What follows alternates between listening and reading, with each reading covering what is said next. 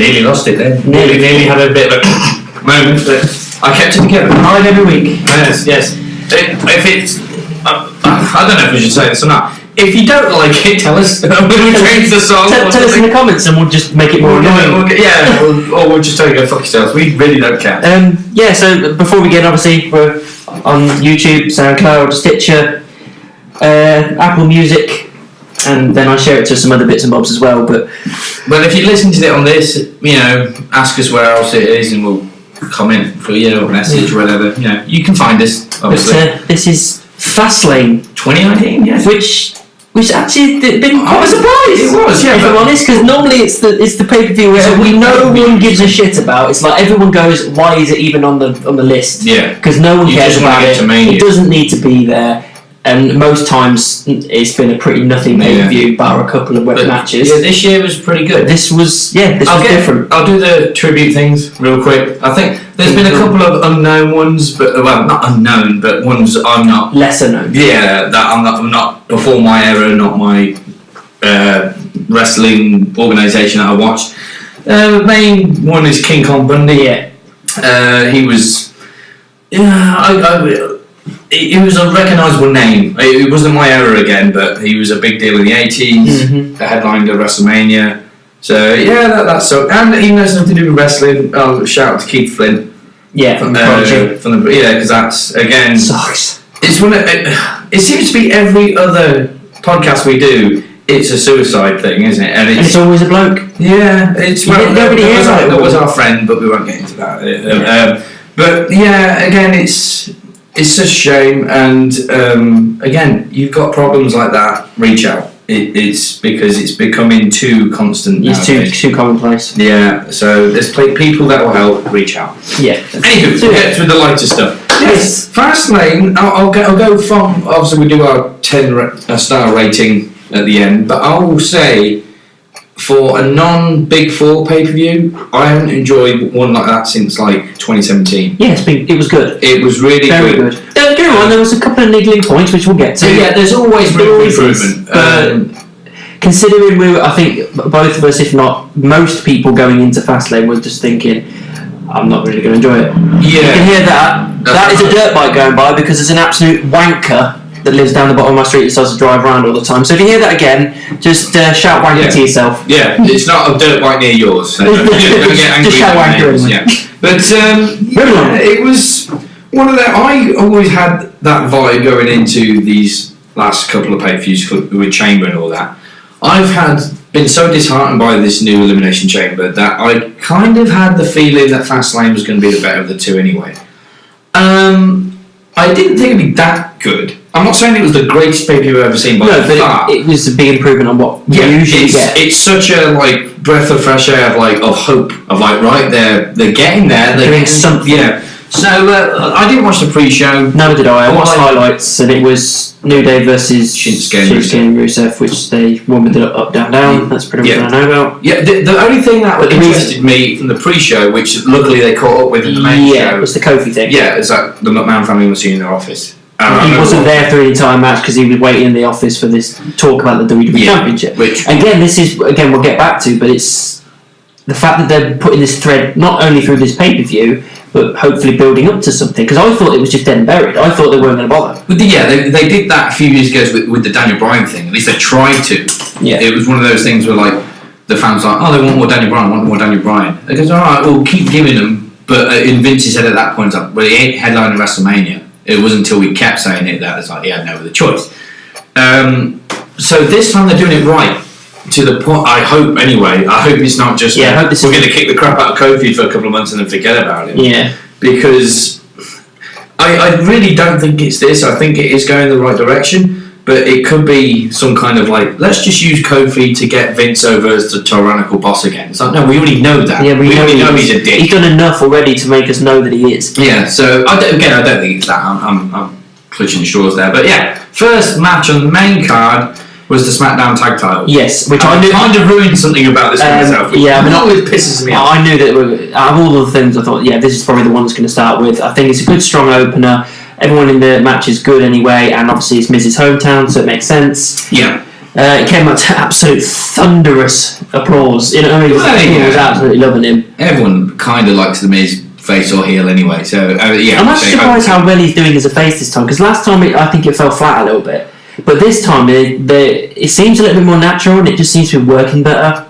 Well, yeah, I'll get more onto how well that's working because of how well they executed it in a minute. But the match itself, it started off a little bit slow. Yeah. The one thing I kept thinking is like, look, Shane is still quite good for his age.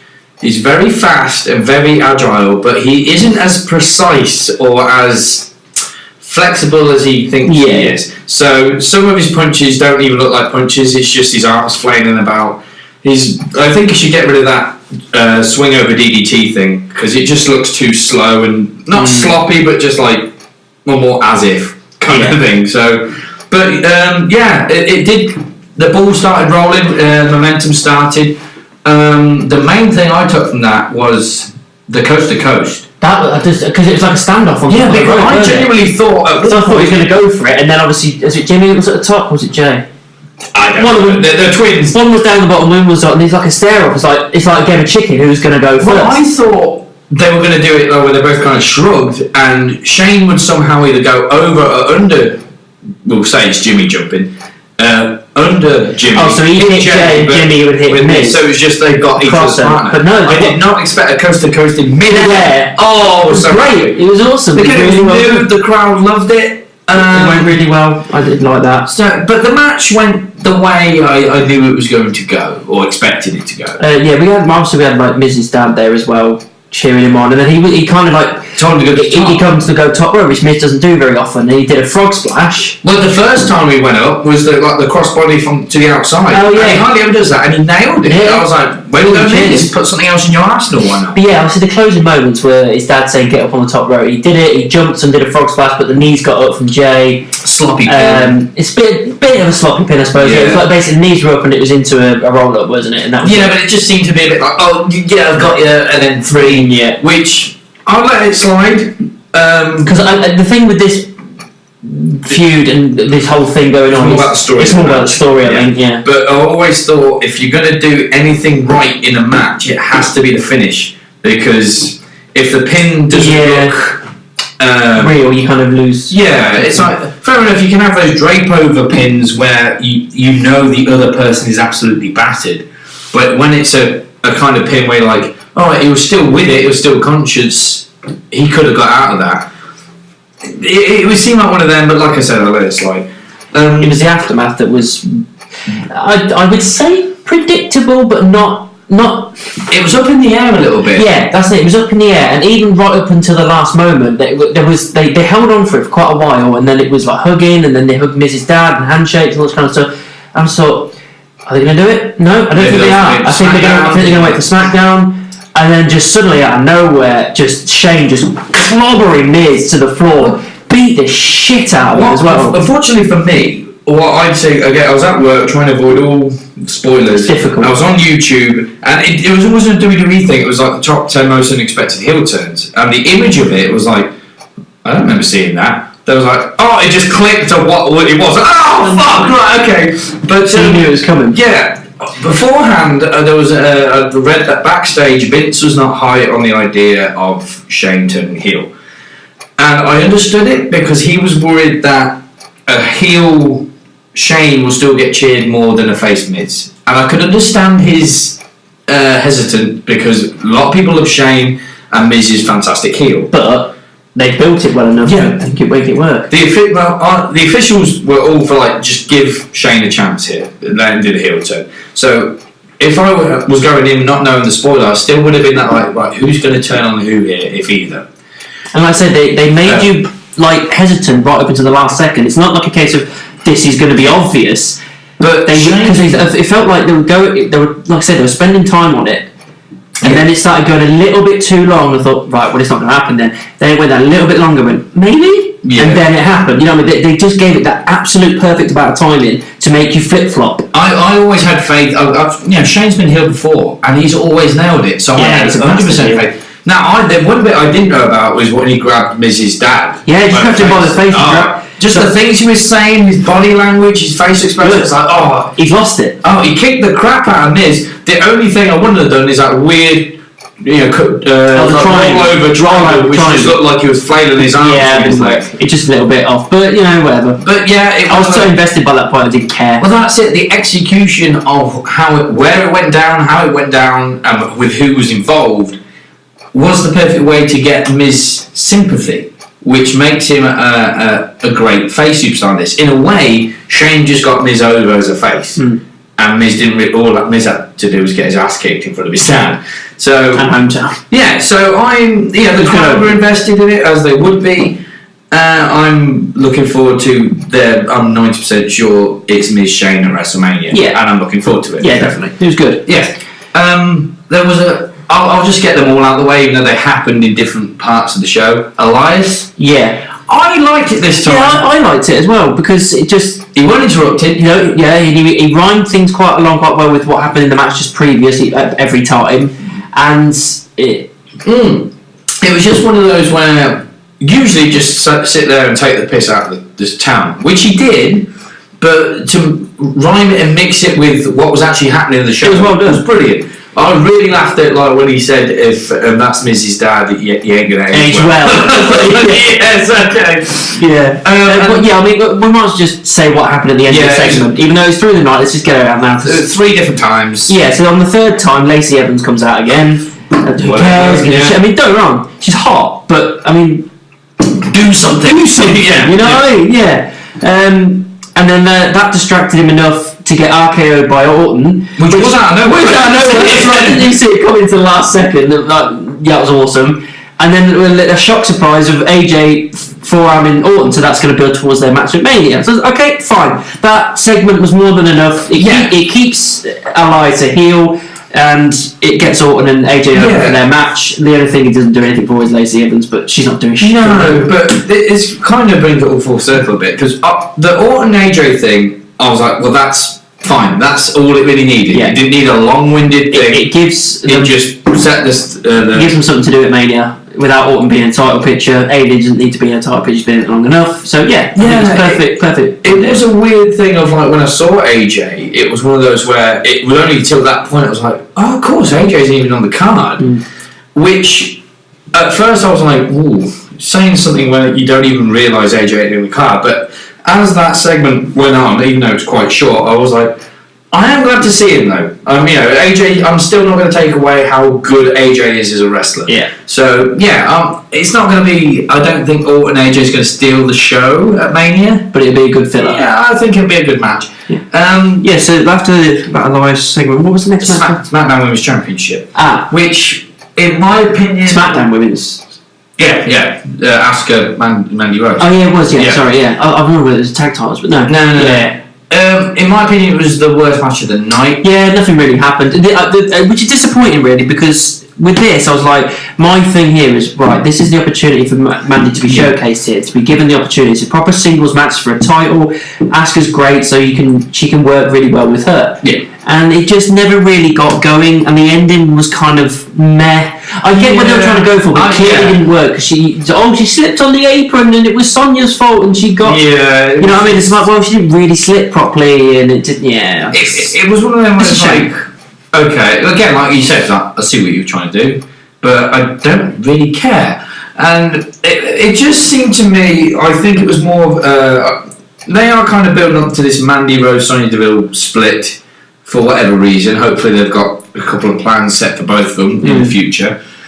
I think it was mainly because in Vince's head he probably thought, well, we can't have a pay-per-view with no women's championship matches at all. Yeah, the women's tag was on there, but it's like, Ronda isn't defending, we'll have Asuka. So I think Asuka defended for the sake of it. The problem... Yeah, because there was no real big build, was there? Just no. Who else is there for her to face now, really? It was what's weird with rumours and stuff. Well, first I thought, if I was Mandy Rose that night, I'd be like, right, this is, like you said, my time to really show the world what I got. And she didn't really give it 100%. It just seemed... And it wasn't like they didn't have time. I'm not saying they had loads of time. They only were in there for about 10 minutes. But 10 minutes is enough if you're going to do something. If I was told I was only going to be in the ring for 10 minutes, I'd be a bit like, oh, really? Only 10? But you expel all your energy in 10 minutes to give him the most talked about 10-minute match ever. You just go for it. The kick was good at the end because the slow motion showed she properly clobbered Mandy. Fucking replay, man. She fucking twatted her. But, which, Mandy can take. I'm not taking it again. And what talent Mandy does have, it's just, room for improvement there.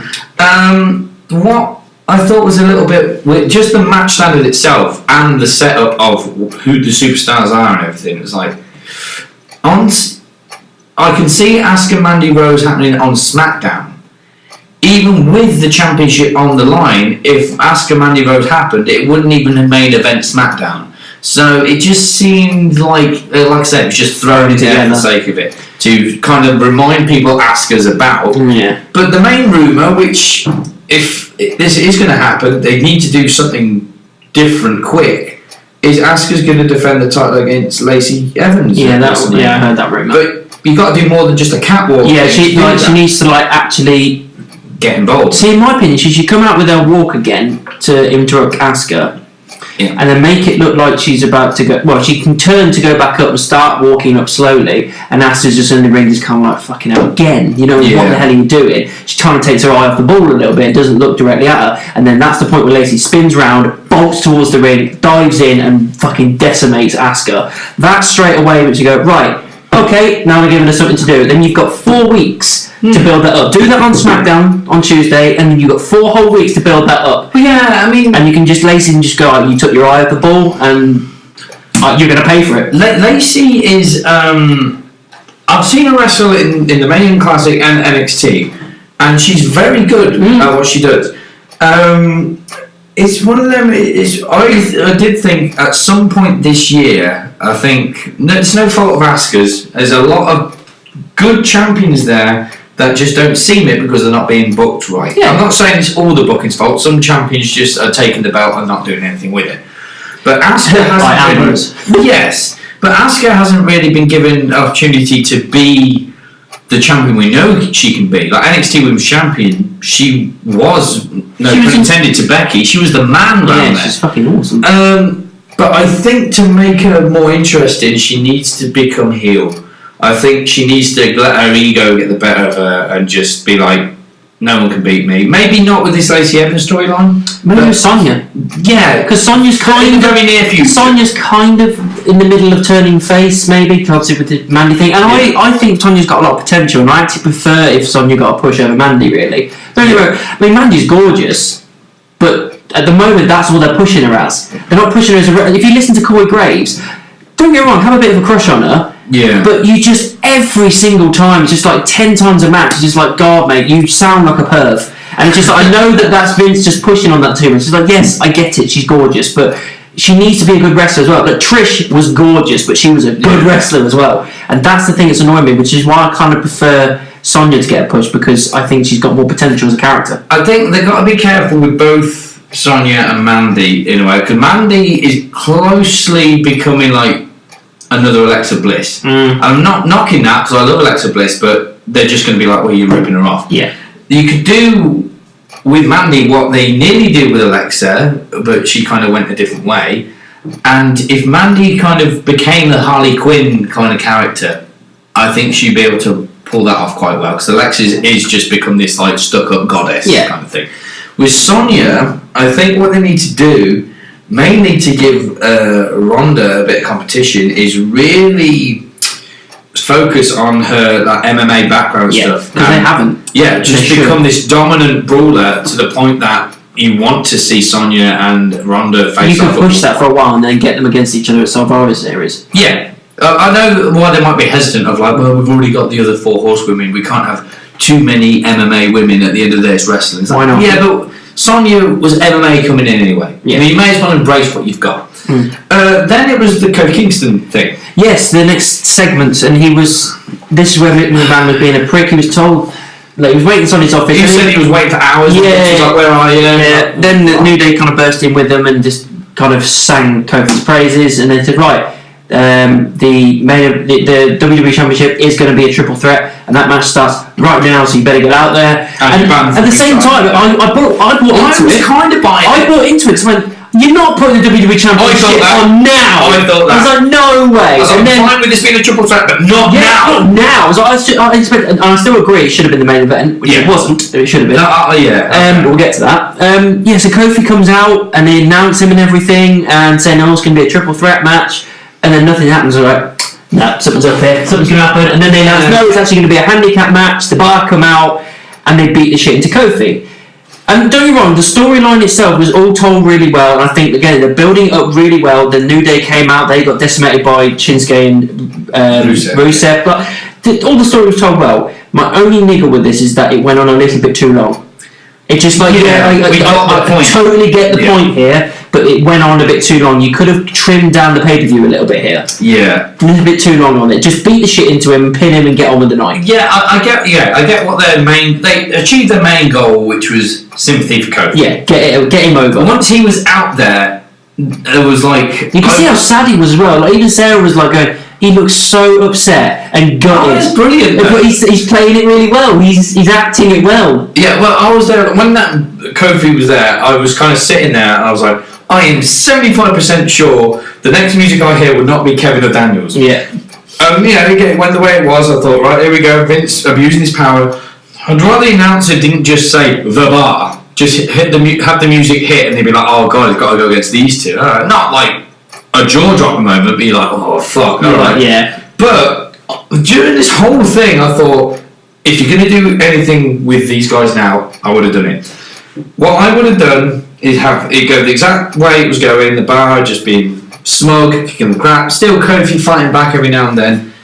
After the first bro kick, and when Cesaro was saying, do it again, I know New Day did come limping out there, I would have been like, no, not New Day, have them like, say, have it shown Shinsuke and Rusev already kicking the crap. Right, okay, so they're busy.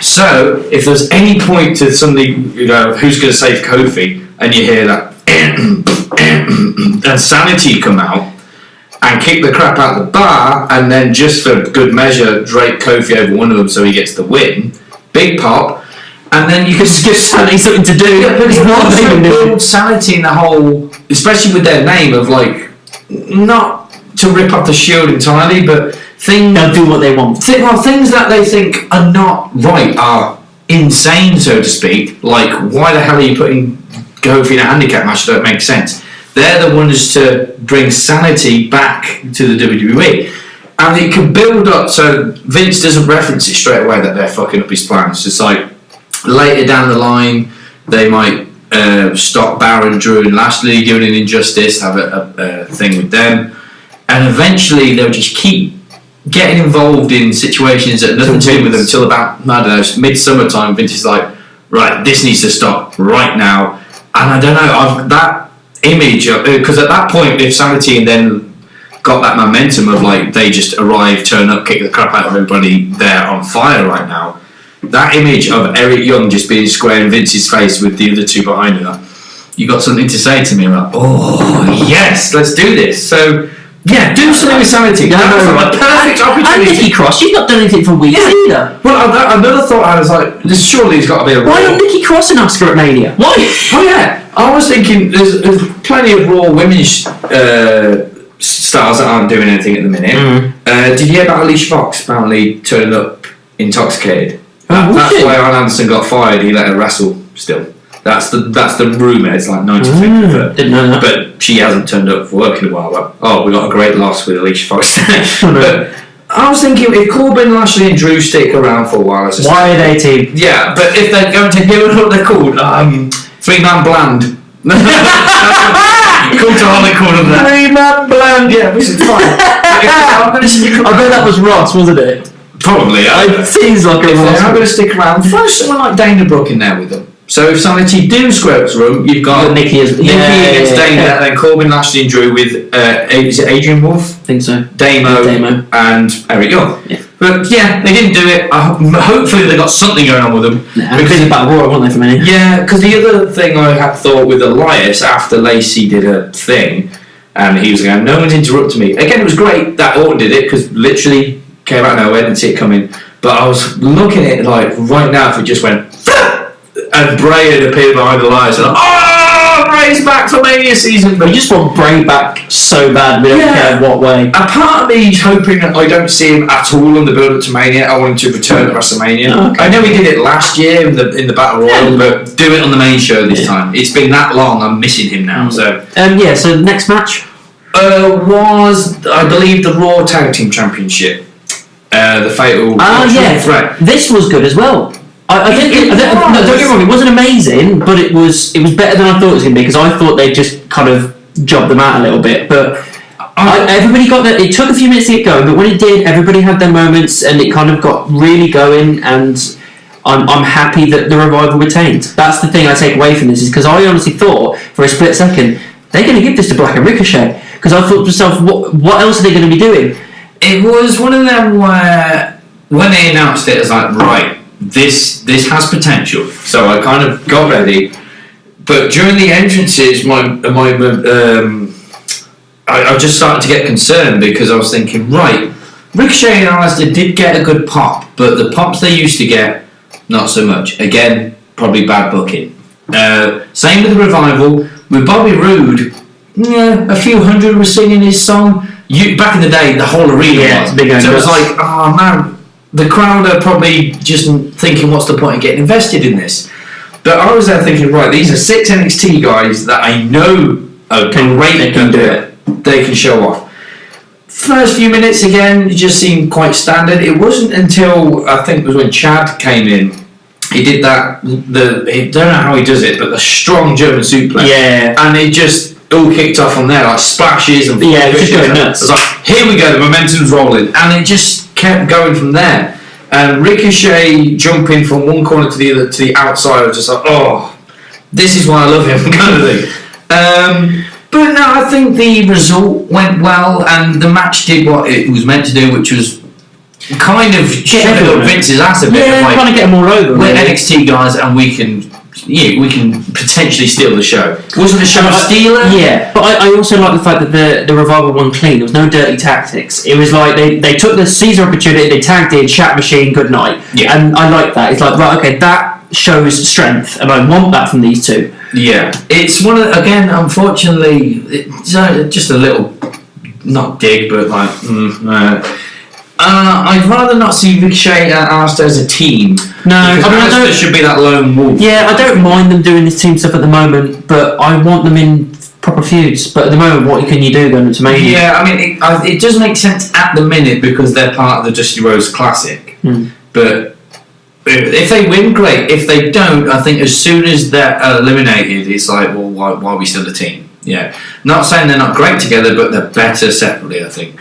It might be purely because they haven't really got any formidable teams on Raw at the minute, that they're just throwing people together. Yeah. And Vince probably looking at the NXT guys going, well, we'll just put them as a tag team. Apparently the rumour was that that spot was meant to be for DIY, but because Ciampa was injured. Yeah. I mean, I still like the match was good. Yeah, I'm not taking anything for the match. But yeah, so the Revival retained, and then I think Ricochet and Aleister cleared house. Yeah, they did, yeah. Afterwards. I believe that. Was the women's tag?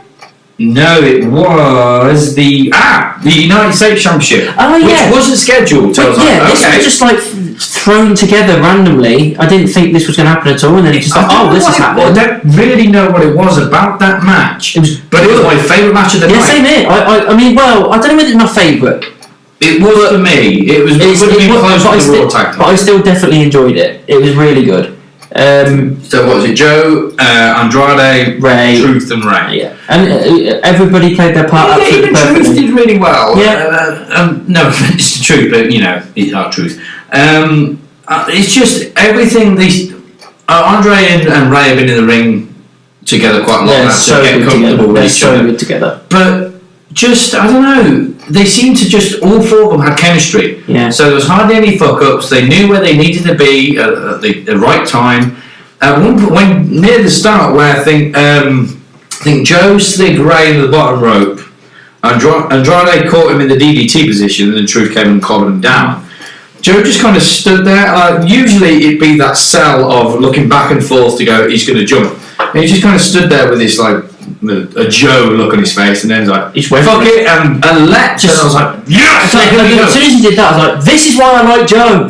This massive hunk of a man, and he's diving through the second rope and fucking nailing it. Yeah, I'm going to give a bit more credit to Truth here, because my number one at the start, I was reading his lips where, because he's still quite mental, like, that's my belt, Joe. Give me back the belt. Reading the belt. And then this Joe was just ignoring him. Just like completely blank. But then he did the five knuckle shot. Yeah, he did. Yeah, it was so bad. I love the fact he said, he's my hero, even though John Cena's younger than you. He is so stupid. He is that light side element. I mean, it's one of those things of like, makes me think, God, I miss Santino Marella. Not a knock on Truth, but it's like, this is the kind of stuff Santino did, and I loved watching Santino. But straight away, even before the match or before the match finished, I was like, just having the United States Championship on Joe automatically makes me invest in the belt again. Yeah, absolutely. It used to be like, it doesn't matter who's got the belt, I don't care. But Joe is already, with his stature and just the little things he's doing, is like, I'm invested in this. And the rumour is, it's him, Cena. Mania. Yeah. I'm down with that. I'm down with it as well, but only if Joe retains. I don't want Joe's got to retain, It's like Cena's at that point now where he's not there very much. He needs to be putting people over, and one person that needs to be given a proper push is Joe, and he's getting that now with the title, so he needs to retain that title. What's the point in Cena having it? Because who's going to take it off him? Yeah, I'm fine with that, because it's what he said afterwards, was backstage about Cena once he won the title. He was just like, right, so they're potentially building up to it. And again, I agree, I'm fine with it. But Joe has to retain. Yeah, I mean, I was talking to someone about this, I can't remember who, and I was always be one of the first to. I've always gave credit where it's due, but I'll always be one of the first to knock down John Cena down a peg if I can. But I can't deny that in recent memory, the greatest United States champion we've had is John Cena. Yeah, he made it relevant. Yeah, he did make it relevant. He did the open challenge thing, and the storyline can be if. Interviewers are going, Joe, why don't you do it? Truth did it, Cena did it, I think somebody else might have done it. And it was like, well, no, why should I? It's my championship. And then Cena can come back and go like, well, you don't deserve it then, and blah, blah, blah. You should give people, that's a belt of opportunity, you're diminishing that belt. And Joe can then turn around like, if anything, I'm making this belt relevant, blah, blah, blah. I'm pretty sure Cena hasn't lost a United States title match at WrestleMania, ever. So Joe could give him his first loss in that title thing, which I think needs to happen if it's going to happen. But it was a really good match, and I also like the fact that he won with a clutch on Ray, and the fact that Ray just passed out instead of tapped out. Again, it doesn't diminish Ray. Not that Ray needs to be diminished because it's Ray by this point, but I'm fine with it. It keeps him a little bit stronger.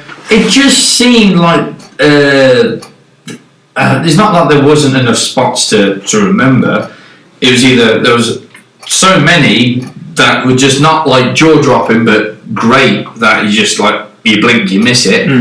So the match seemed like one great big spot, and which sounds weird when I put it like that, but I always think that's what a match should be.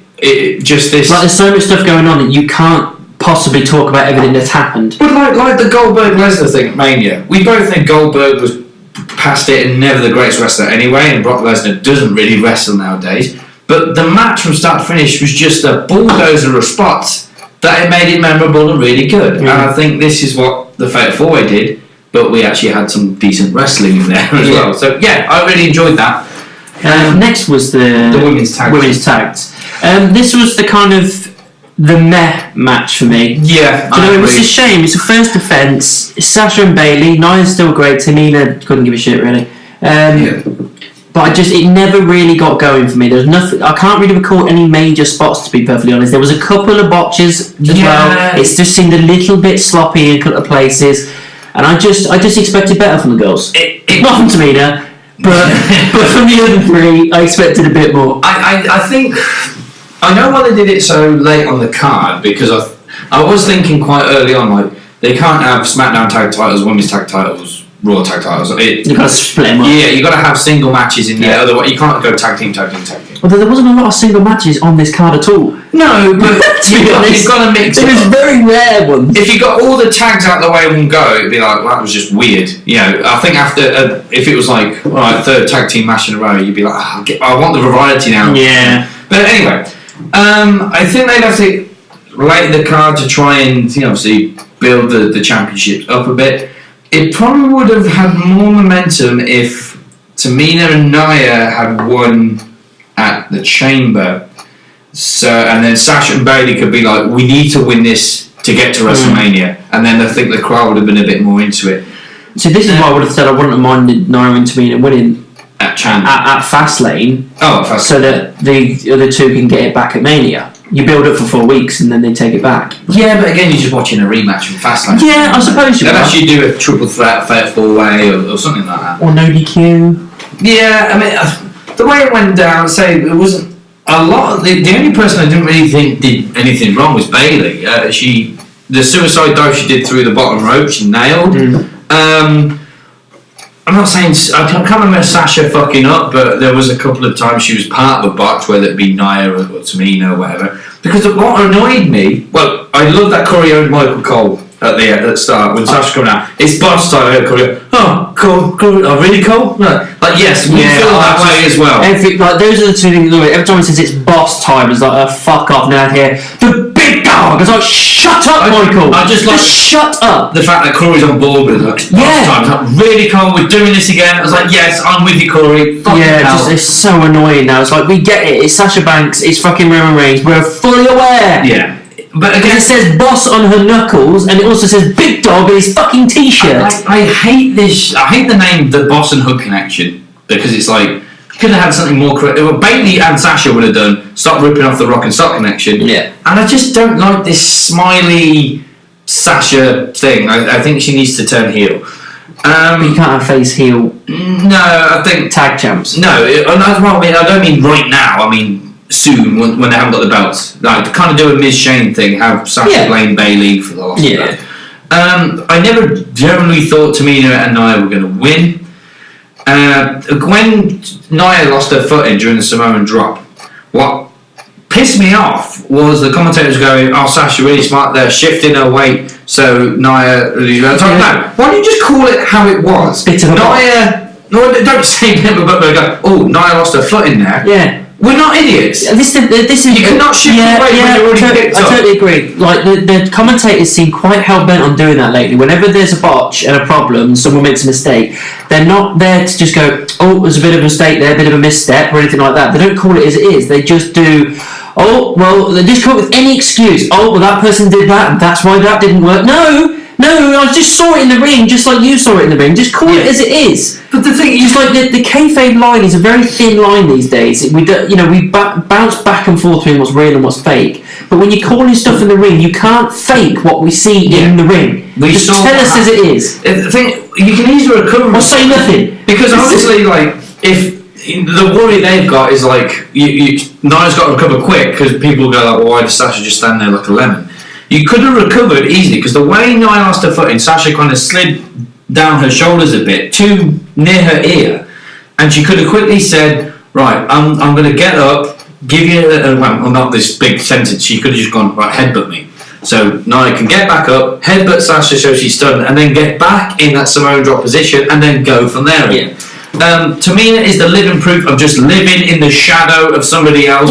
Pretty much everything Nia did, she copied. Like if Nia taunted with both her like hands in the air, Tamina was behind her doing the same fucking thing. Like, do something original. Try and break the mold, or just fuck off. Yeah. Because she's getting on tits. But there was nothing that really happened in this match. No, Bayley and Sasha retained, and then the only thing that was interesting, the aftermath. Beth Phoenix kind of got involved because she was commentating. And then they beat the shit out of Beth Phoenix. They obviously laid out the tag champs as well. Then Natalya came down for the save and got her ass kicked as well, and that was it. I think it's building up to because it's be a fatal four-way.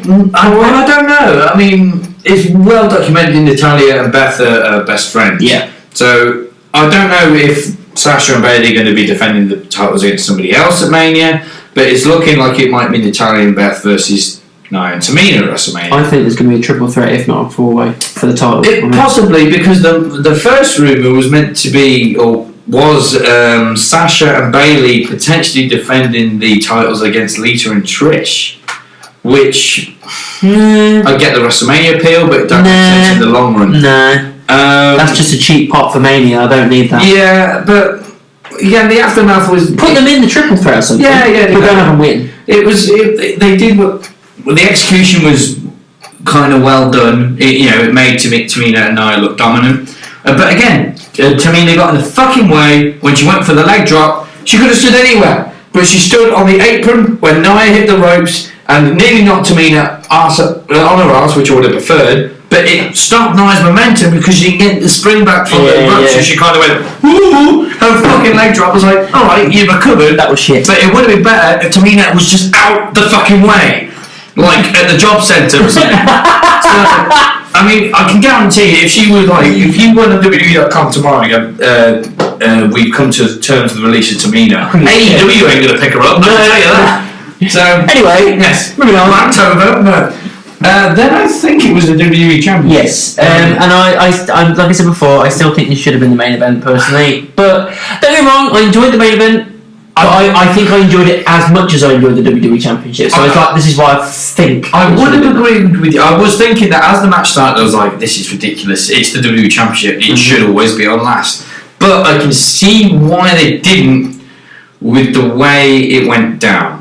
Because I think if the show had ended with the way the match ended, it would have been a bit of a... alright. Yeah, true. Because when they announced it, like, it's still going to be a triple threat, I was like, okay. Is Kofi going to come out? Then, like, obviously... Well, that's what they wanted you to do. Yeah. But, like, as soon as, like, obviously, like, KO came out first, then it was Bryan. It's like, right, so they're building towards this. I thought it was Sammy. No! I was thinking to myself, what if it's Sammy? What if it's him? And then Mustafa. I was like, okay, Mustafa. That was exactly like the music. Alright with that? That literally, your reaction was a reaction that everyone in the WWE universe. It wasn't. Oh, well, a few people might have gone really Ali, but it was. Oh, okay. No. Oh my God, Ali's back. Just, all right. Yeah. Which you can't.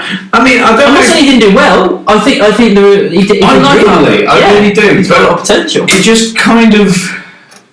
I don't know if they were expecting a bigger reaction of, oh my God, Mustafa Ali's back. Or if they knew that was the reaction, because with the crowd chanting Kofi, throughout the entire if they didn't want that, the commentators wouldn't even reference it, but the commentators were all over it. It's like, well, they wouldn't but they wouldn't have built the story around Kofi if they didn't want that to happen, so they wanted the chance. But they must have known that was going to happen to Ali, and I felt really bad for Ali, because if you're told, right, you're going to be thrown in the triple threat, so congratulations, you got a WWE title shot, but they're going to shit all over you because they want Kofi. I'd be like, okay, so does this mean I'm in my heel turn, which I don't think it's going to be? I just don't know where Ali can go from here. I personally would have kept it as just Kevin Daniel, and then had Ali return on SmackDown the following Tuesday, because I think he would have got more of a reaction then. Where it was just kind of... Yeah, it was that kind of... It took the wind out of you a little bit of like, oh, okay, we don't hate you, Ali, but we wanted Kofi or Sammy, you know. But saying that, the match was very decent. I think the crowd... Because at first I think the crowd were ready to shit all over it a little bit with Kofi chanting, but they got into it. Yeah. I like that Kevin's now really made Stunner strong in his arsenal. I like the fact that he's kind of using that as his finisher, more or less. Well, what I like I'm so happy to see this Stunner back, and the fact that he's nailing it so well as well. But what I like about it is one of those things where it may be a big part of it is because of Stone Cold Steve Austin, but it's one of those moves that as soon as it's hit, I can't help but same here. Because when he did it for the first time on SmackDown, I was like that. I was cheering. I was like, oh my God, that was a Stunner! Because it's one of those memorable things, and other people use other people's moves, like Sweet Chin Music and shit like that, loads of times, and no one's ever really used the Stunner. Yeah. It's very rare. Like, I know we had seen him doing that springboard one a while back, and I know that Owens has broken it out once, maybe twice in the past, but no one's ever decided to go, right, I want this in my arsenal. And if he's using it as a constant basis, I'm fine with it. Austin's problem with it on his podcast was like, look, I don't really mind people using it, but I think he didn't really like the springboard part with Cena, and eventually Cena just stopped doing it. When Kevin did it, he's like, look, I don't mind him using it, but you're making the move look weak if people keep kicking out of it. If you're going to use it, don't use it as just one of your throwaway moves. It's your finisher. Do it as like, at least a signature. No, similar to the choke slam and stuff. Yeah. So I want it to be from now on, when Kevin's in a big title opportunity, when that stunner comes out of nowhere and he hits it, it's going to be like, he's got it! And then, because it's one of those moves that can come out of nowhere again. Yeah. You can just be like, all right. It was the old school RKO, weren't it, really? Yeah, I mean, it could be one of those things down the line where Orton goes for an RKO, whoever he's trying to get pushes him away, straight into a stunner. It's going to be, it's got a lot, the move's just a great potential thing. It's such a great move. So, but Ali did the 450 reverse 450. He went flying at one point from the top rope. I thought he was going to go to the front row. Was he shoved from the top rope? Yeah, he just flew. Yeah, that was awesome. Ali, Rowan get involved. I assume that was going to happen anyway. Brian's chest again lit up like a fucking Christmas tree. I know. The end was great. That was awesome. Because I thought it's probably going to be Brian that retains. I would love KO to take it, but I think it's going to be Brian. The collision with that as he went for the flip, he just collided, and then that was it. That was over. It was good because Daniel didn't have anything to prove. I think everyone. It's great that he's one of those superstars we'd like to boo down, because it's so hard in this. But we never truly hate him. No, because that's the unfortunate thing with Kevin. Kevin's doing everything right, but I just can't help but cheer him because I like him. But now that he's doing a face thing, I'm surprised how well it's actually working. Yeah. They're just calling him as the everyman kind of guy, and I like that. Brian, okay, so Kevin's one of those, a heel I like that much, I just want to cheer him. Daniel's a heel I love that much that he's doing it that well. I enjoy booing him because of this whole reduce, reuse, recycle hemp belt shit. So I knew he'd do well. The Heavyweight Championship. Yeah, that's it. May as well be called that. Kevin was there like hardly any ring rust, which was great. Yeah. I don't recall a moment where I thought, you know what I mean? I think everything flowed really nicely. Well, yeah. Again, I think out of the three superstars, the two that had something to prove are Ali and Kevin, because Ali must have known like it's going to be quite hostile here when they want Kofi, but he proved he belonged in that kind of environment. Yeah.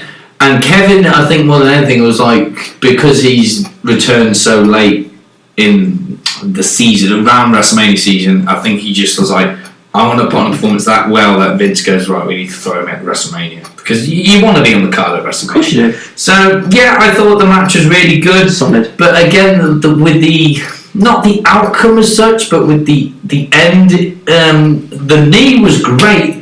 But the 3 count wasn't a whole 1, 2, 3. Damn, Daniel still got it. It was just like 1, 2, 3. Okay.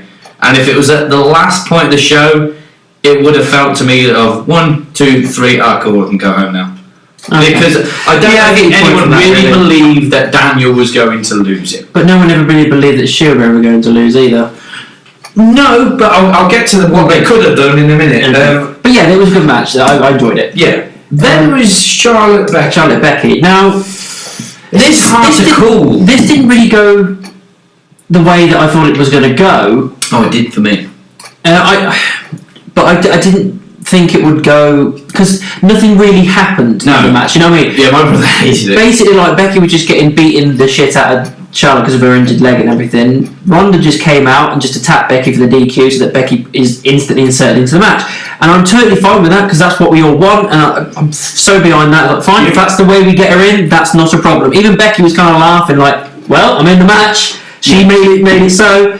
And it's just that I just wanted a little bit more from the other two, really. It just nothing really happened. So I didn't hate it, but I didn't like it because it was just there to serve as a means to an end. Yeah. Do you know what I mean? It was there just to make sure, because we knew Becky was getting in that match. Yeah. There's no way they wouldn't do it. So they kind of shifted it there. That like everyone knows that she's going into that match at Mania. So let's just change it up a little bit. Instead of it just being a clean win and a big match that everyone's expecting, let's just get Ronda involved, being a bitch as she's been for the last couple of weeks, and attack Becky. And okay, fine, whatever. I wasn't sure how much Becky was going to sell the injury. I thought it might be she didn't have the crutch because she got a knee brace on.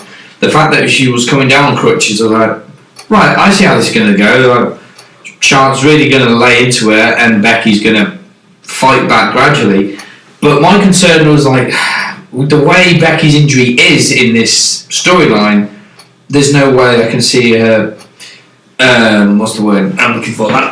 Believably beating Charlotte, because Charlotte's no pushover. Yeah. So, but I thought if you were going to do that thing with Ronda, I would have done it a lot sooner. The match went on too long for no reason. Do it straight away. Yeah. As soon as the match begins and Charlotte's beating her up, just get in there straight away. The two things I might have done differently, so you got that momentum of like, come on Becky, you go girl, was before the bell rang, I would have had Becky just tear Charlotte apart with a crutch. So it's like, right, Charlotte's going in weakened, Becky's got a chance here, and the fans will be, momentum will be rolling, and you can go back and forth then. Yeah. And you could have done the match the exact same way you did, but when Becky had control of the limb that she's already damaged with the crutch, it's like, right, yes, come on, you bitch, tap. Or, to feed into the man character, Becky should have attacked Charlotte during her entrance and just thrown her all about the arena and stuff, so she's full on weakened before she even gets in the ring. And then you still could have had the Ronda thing happen, but again, at least you would have had momentum in the match. Yeah. It is what it is, I think. It's just, we got the result we wanted. Yeah. There's nothing to take away from it. There's nothing really to. It's not bad, but it's not good. It's just it happened. Yeah, it was never about the match quality at this point. Don't get me wrong. I'm not bothered because we know we're going to get the quality at Mania. Yeah, don't get me wrong.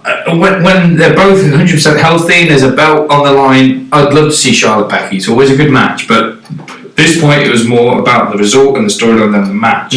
What annoyed me was I would have, at the end, Charlotte just did look pissed off, but she kind of stood there just like dismayed. I would have had her losing her shit. Where Becky, fair enough, she was propped up in the turnbuckle, and she had a reason to smile, but it looked like she was not selling any of the damage she got from Charlotte. I'm like, look, even the Boston Crab at one point with a healthy leg, I was cringing. I was like, if I get you're happy, I get it's part of your character, but you just had, your damaged leg and the rest of your ass kicked. Sell the injury a bit more. Be happy by all means, but be like licking your wounds and but she just kind of stood there smug, which again, part of the character, but don't forget what's just happened to you. Yeah, it's kind of like, fair enough. Yeah. So I get why the main event was in the main event. It's just a shame it had to be an event against Corbin, Lashley, and Drew. Why are you a team? But again, I'm pissing on Drew's parade. Yeah. I like Drew. That's the thing. I love Drew. Yeah. But the other two, I couldn't give a fuck. I couldn't give a fuck. It was all about, I did like the fact that we got the Shield entrance, though. I did like that. I think that was great. It was all about the feel-good moment, which I wasn't sure if that was going to be the case until the match ended. I was like, right, okay, it was all about this feel-good moment for Roman Reigns and the Shield. Yeah, that's acceptable. I did think maybe they'll turn Dean again, but... Well, I thought that, because it's been up in the air, because they mentioned 2 or 3 times during the match, the commentators, that Dean is not resigning his contract, he's leaving WWE, it's the last time the Shield are going to be together, and the fact that they're mentioning it so much makes me think he's staying. I'm the same. But I don't know. I just still can't officially say what side of the fence I'm on with that. I think he probably is leaving, but maybe they're busy negotiating, so that's why they're playing on it a bit more. I don't know. I'm happy either way. But yeah, if I was Vince, I mean, that must have been. It was more the feel-good moment for the crowd and Roman, but it must have felt good for Dean as well. I think. So if I were Vince, I would have struck when the iron is hot, so to speak. And when they were backstage and the show was over, I would have had Vince approach Dean afterwards after he's showered and chilled out a bit and go, that was great, did you enjoy that? Yeah, that was, hopefully get that love back for WWE into Dean. And that's when Vince just goes, look, I want to talk about a possible contract, we're going to give you more money, and hopefully that whole incentive of a bit more money and look at the rekindle of fire and passion because of what just happened might make Dean go, yeah, alright, especially in Wrestlemania. The problem is though, Dean's very much like CM Punk. He's not swayed by a load of money. If he's not happy with his character, the direction it's going, he's the kind of person to go, right, well, I'll go somewhere where I can get the character I want. He's similar to Punk in the fact that he doesn't live a very rich lifestyle. No. He can live off a couple of bucks. He's not that kind of guy, you know what I mean? He's not like, I need more money because I need to get this and this. He's like, well, I'll just live on minimum wage, I don't give a shit. Yeah. He wants passion of a character. So that's what makes me think that maybe he's not going to be swayed by a bigger wage check. The only way they're going to do it is to say, right, we're going to do this with the character, that with the character, we're going to give you this title opportunity. They're giving him stuff where he just goes, okay, that's what I want for my character. That's what will sway Dean. Yeah, I mean, I agree. I'd kind of be the same way inclined, because there's always that one superstar, I think, for everybody that you just have chemistry with every single time. Now, if I were in Dean's position, say it was always Seth, that it doesn't matter what match type we're in, chemistry's there, it's always a great match, but they haven't really done anything with me or Seth for a while. I've gone, you know what, I'm done, I don't want to be here. It would have been smart from their point of view to go, right, let's again rekindle the spirit. You're going to go against Seth.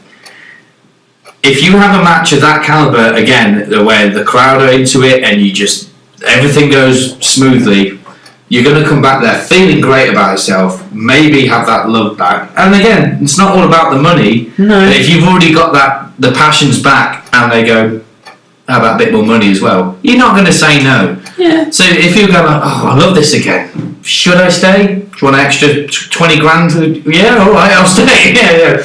I don't know. I really don't know what Dean's going to do. But like you say, they spoke about it so much in commentary. It's like, is this happening? But again, the way they were advertising, this is the Shield last time ever. It's like, maybe, or is this a big white lie that they know they're doing? But yeah, the match itself, it took a couple of minutes. Good. Yeah. But when it did, it kind of went from standard 3-on-3 Raw match to holy shit, the Shield are awesome. Yeah. You know, because they were just doing so many spots, stuff on the outside of the ring. Reigns was finally getting the babyface pops that Vince has always wanted. Everyone was loving it. Yeah. He got the hot tag. And that, you know, it worked perfectly. Dean was being an absolute lunatic. Seth was on fucking fire.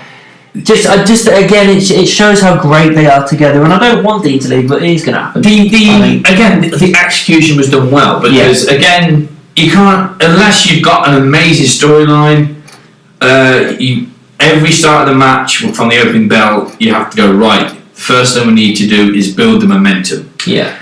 And they did it right with, okay, let's make it all about Roman right now, as we should. You know, it's his first pay-per-view match back. Yeah. That's why I was okay with it being the final match, because it's like, okay, give Roman Reigns the main event of Fastlane as long as it keeps him away from the Mania. Yeah, don't get involved with Seth and Brock at all. It's too soon for him to be straight into the Mania. Yeah, so give him Fastlane. Yeah, okay. So yeah, like I say, it was a lot about, look, Roman's back and he's with his boys and Roman, and I accepted it for what it was, and it's good to. I was sitting there thinking, I'm still not a Roman Reigns fan, but it is good to see him back doing what he loves to do. Then it did turn into the Shield of old, of like just what they were just born to do. Spots. Yeah, triple powerbomb through the tables. All of it. The way I would have done it slightly different, which might be unpopular, because again, Bobby, I may as well call him Botchy Lashley, because do you see you go for the tag to the wrong person right near the start? Yeah. Then you went to tag in Baron and then Drew just on the other side. It was like, oh yeah, shit. You have one job, Bobby. Lashley. I would have had, Drew didn't do anything wrong. He still looked strong. No, Drew was fine. There's nothing wrong with Drew. Yeah. I mean, to be fair, there's nothing really wrong with Corbin as far as like wrestling is concerned. He's still like whenever he busts out his deep six, I like it. When Roman was going for, I think he was going to dive over the top rope, and then Baron was there to catch the deep six, and it nailed him as well. I always enjoy the deep six. Well, there was a couple of times where Baron was pinning Roman, and I thought he had him, and then either the Shield came in for the save or Roman just kicked out. Which, again, credit where it's due, is down to Roman of like just kicking out at that exact right point, because you got to get it back on. Now, this is where it might get a little bit not a popular decision. Controversial? Yeah. Near the start, you're going to hear it here first, folks. Near the start of the show, they did that promo, Baron Ashley and Drew, where they copied the Shield. I would have preferred to see the Shield actually do that in response later in the night. If you're going to do the old school Shield, do it right. Yeah. But maybe they didn't have time. They gave too much time to the Kofi handicap or something. I don't know. the Shield didn't. If Dean is leaving and stuff, and with Roman only just returning, I still think the other three, Corbin, Lashley, and Drew, needed more momentum, and the shock would have been them to win, but not cleanly. I would have done everything exactly the same way they did until the Shield did the surrounding thing to Corbin. Yeah, that was good. I like that. I would have had Seth ramp side of the ring, and just as they get to the apron position, the electric guitar of Lesnar's music hits, and Seth just turns like, "Oh God, the Beast is here!" And as soon as they make eye contact, I mean, don't make Seth a cowardly, worried bitch. Seth just forgets about it and darts at Lesnar, and they go in a brawl. The crowd's going mental, and they brawl backstage. In the confusion, Corbin and McIntyre start to get the upper hand. Dean and Roman start to fight back. Just as it looks like Dean and Roman are going to finish it, Dean turns around, dirty deeds Roman, and lets Corbin and all that get the win. And then you can build up to Dean versus Roman at WrestleMania. Yeah, I wouldn't have been against that. It was apparently one of the original plans to have a heel Dean versus Roman Reigns for the Universal Championship.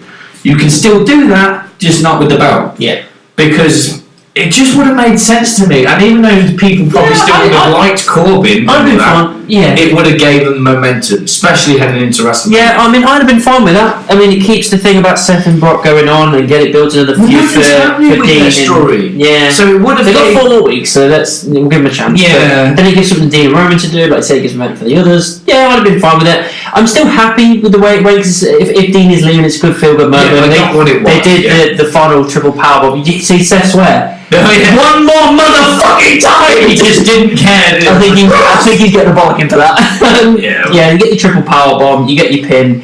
They have their feel good moment. They're hugging and Shield. Yeah, it's a nice feel good moment. I like that. And if Dean is actually leaving, then that is the right call, because it's nice. But if Dean doesn't leave, then yes, I would have preferred what you said. I do understand, but at the same time, it's like again the whole what they always say. Do what's best for business. I get why it's maybe not controversial, but a difficult one to call, because the one thing I wasn't really buying from this Shield reunion, again, I get why they did it, the feel-good moment, what Roman's been saying, tomorrow isn't guaranteed. There's no way Dean and Seth will be on the same page that quick. No. So it should have really been this double bluff from Dean of like, no, I'm doing this so I can get at you. Yeah. And I would have been. Apparently, the rumor is possibly Roman Reigns versus Drew at WrestleMania. Again, I'm fine with that. Acceptable? I'm fine with it, but we all know who's winning. Yeah. But I mean, it doesn't do anything to Drew unless they have an absolute scorcher of a match where it goes no matter what. Like you go, right, they're both over in the end of this, but they need to have that. I mean, what I would like is if Dean announces on his road to Mania, of like, okay, you all know what's happening. After WrestleMania, I'm gone. So I want a really good opponent, build up to that, and then have, not too early in the show, but have Dean's match early at WrestleMania, win or lose. He stands up hopefully to a standing ovation, of like, thank you so much, farewell, and you think that's it, Dean's bye-bye. Yeah. And then, similar to what I wanted at Fastlane, if during Roman McIntyre, some masked guy comes out and costs Roman the match, you're thinking, who's this guy? And takes off his mask and it's Dean. It's the double bluff. We thought we said goodbye to Dean, and all Dean has to do is grab the mic like, I'm staying right here. Yeah, I'm going nowhere. Yeah, I'll be right. Actually, if they decided to, he gets a new contract and he stays, then yeah, do that. Yeah, because that feud can last a few months. Yeah, definitely. And it keeps them away from Seth. Yeah, keeps away from the title picture. Yeah, that's fine. Yeah, you just remember something of what I was going to say. I'll try and get this out of the way as quick as I can, but I was literally thinking this during Fastlane. I thought, not to blow smoke up their own ass, but I thought, I think this would work. I think from WrestleMania this year all the way up to 36, there should only be 7 people included in the WWE Championship picture. Because I don't know what it is, I'm pretty confident we're seeing Daniel Bryan, Kofi at Mania. But I think Daniel Bryan's winning at WrestleMania. I think it's too obvious to give it to Kofi at Mania. But I I think I don't know if you've heard this or not. The next pay-per-view after Mania is Money in the Bank, not Backlash. They've switched them. I don't like that idea. Well, it's a bit weird. It's a bit too early. It's gone to. It used to go big one, obviously Mania, big one, small one, big one, small one, big one. When you get SummerSlam, now it's going to be big one, 2 relatively shit ones, and then SummerSlam. So it's now Money in the Bank, Backlash, Extreme Rules, SummerSlam. Right. Don't really like that. But if they're going to do it, Money in the Bank is a weird one for Kofi because he's been in so many ladder matches and never won the big one. I thought, what if he actually wins the big one at Money in the Bank? Because that makes it all right for him to lose at Mania. It's like, well, I'm going to get this one more shot and take the briefcase. So, gets his rematch at Money in the Bank, wins. Great moment. Have the belt on Kofi for a couple of months because, we still don't know how he's actually going to go down. Daniel gets a rematch at Backlash, but make it a stipulation. Have something small because I know Extreme Rules is coming up, so something like it's no DQ, but Rowan and New Day are banned from ringside. Just go for it. Extreme Rules, you have some sort of multi-man match, but Daniel wins it back. Only because with the way things are going at the minute, I'm picturing a heel Daniel Bryan versus a face Miz at SummerSlam for the WWE Championship. I don't know. I think that feud should be a couple of months, leading to Hell in a Cells in September. I don't mind who wins it when, but I think at the end of it, Miz should be champion. Apparently, Evolution's gone off the card as well. I don't know what happened. No women's pay-per-view. I would have done Queen of the Ring if not Evolution, but apparently it's gone back to Clash of Champions, whatever it is. Have Miz versus Kofi, but I don't know why. I just think Miz would still be a better WWE champion as heel. So have him turn heel at that point. Have it look like Kofi's going to win it back, and Miz uses his dirty tactics to keep it. It's his fucking heel turn. Survivor Series, Miz will be against whoever the Raw champ is at that point. TLC, maybe again another kind of multi-man thing, but Kofi wins it back. Royal Rumble, Kofi, AJ, because I think AJ would have been out of the title picture long enough then to be like, we still like you, but we needed a break from the picture. Chamber, it should be pretty much everyone that I wanted involved. So Bryan, Miz, Kofi, AJ. Who else did I say? KO and Sami? Maybe KO and Sami. I was thinking Mustafa. No, not Mustafa Ali. Well, yeah, just 6 SmackDown guys. Maybe Orton. Yeah, because I was going to say, again, Fastlane's one of them was like, what do we do with the champion until Mania now? Orton and Kofi had that awkward rivalry a few years ago where Orton, I think Kofi dropped the ball and all that. You could throw that storyline in there of like Kofi going, you didn't think I was good enough a few years ago, and look at me now. And you can have a match then. I don't know about him winning the Royal Rumble, but if he's built correctly, I'd be fine with Kofi Kingston and Mustafa Ali next year at WrestleMania for the WWE Championship. Because it depends on how well they are built over the next year, but with their wrestling ability alone, I think those two could tear the house down. Yeah. And, it might, again, not be a popular decision to only have 6 or 7 people involved with the title throughout the entire year, but Miz is a fresh face to it. Keeps it simple. Yeah, it keeps it simple. Miz and Kofi are the fresh faces to that picture, but you still need people like Daniel and Orton. Credibility. Yeah, because they're main event caliber. Yeah. So that's quite a decent theory. Yeah, it's probably not going to happen. I mean, fuck knows if they still want to do Lashley Lesnar, which is the rumour this year, they've got to do something drastic with Lashley. Which I think he should just become this silent, almost that killer look in his eyes. He just destroys everyone in his path. Hell, no more talking. Yeah, have him at one point give Braun Strowman a run for his money, if not beat Braun. Yeah. Because if you want to get credibility to go against Lesnar, Lashley has to make Braun his bitch. Because it will be that instant. If he can do that to Braun, he might be able to do that to Lesnar. So Fastlane overall, but bar a couple of bits, I think it was actually a really good, solid, and well-told pay-per-view. It was. It's a great. I mean, what would you give it out of your 10? What's your? I've been fanning about whether to give it 7.5 or 8.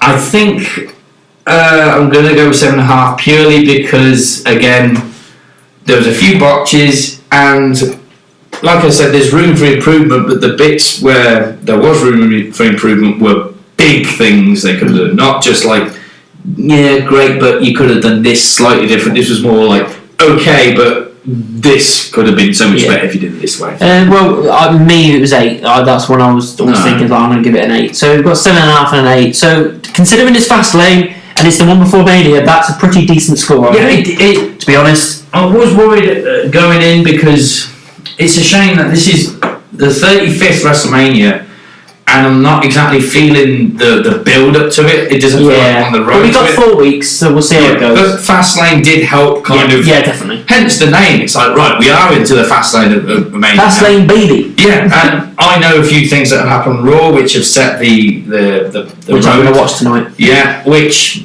Yeah, again, some are good, some are acceptable. I can't spoil it, obviously. But yeah, I'm hopeful. Yeah. For Mania, considering it is number 35, it needs to be a big deal. Definitely. So yeah, that's Fastlane done. We're obviously back for Mania in 4 weeks. We should hopefully have a guy called Kevin helping us. We said before, he's an amateur wrestler. He's kind of doing stuff. And he said he wanted to review one, so hopefully he's reviewing the big one with us. I've got a few people that are interested in maybe making some guest appearances. Yeah, we're going to have a fucking revolving door of people talking. Ladies and gentlemen, now we speak to this person. Yeah, stars in their eyes. Tonight, Michael, I'm going to be. Yeah, wrestlers in their eyes. So like, subscribe, you know where to find us, and we'll be back in 4 weeks. For WrestleMania! For WrestleMania, baby. Bye! Yeah.